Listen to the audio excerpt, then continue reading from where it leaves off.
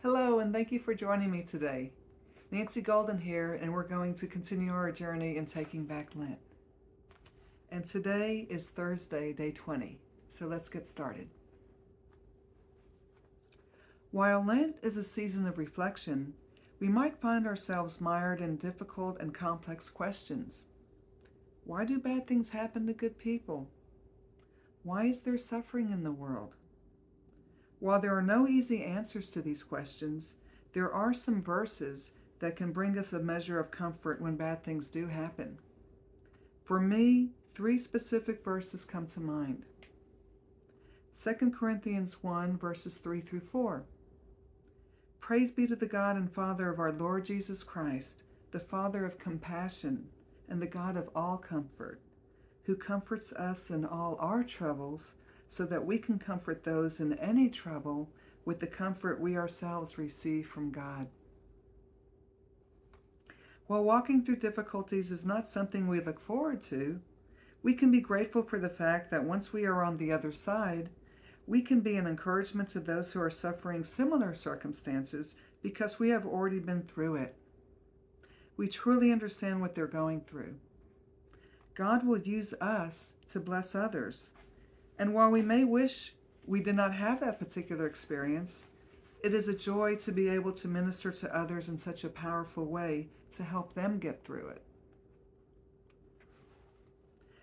Next verse is Romans 8:28. And we know that in all things God works for the good of those who love him, who have been called according to his purpose. This verse gives us confidence that even when we can't find any good anywhere, God will be able to use every situation for his glory.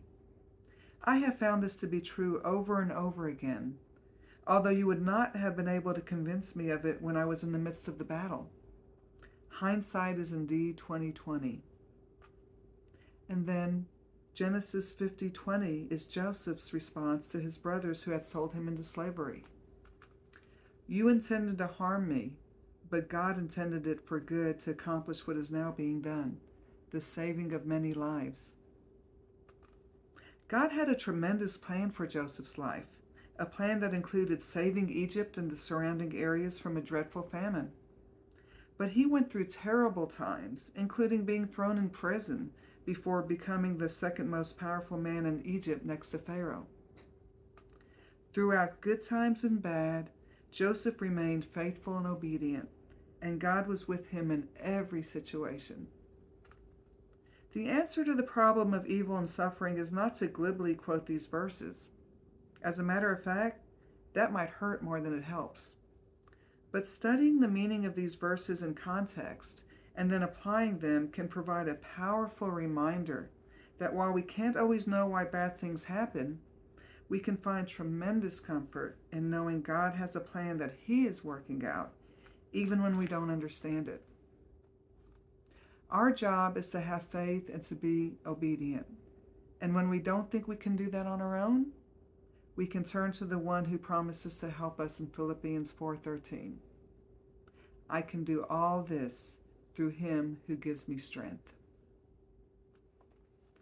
In today's activity, get a copy of The Hiding Place by Corrie ten Boom and begin reading it. As you do so, reflect on how Corrie reacted to her situation and what you can learn from her response to the most heart-rending of circumstances. I'm so glad we're on this journey together. God bless you. I'll see you tomorrow.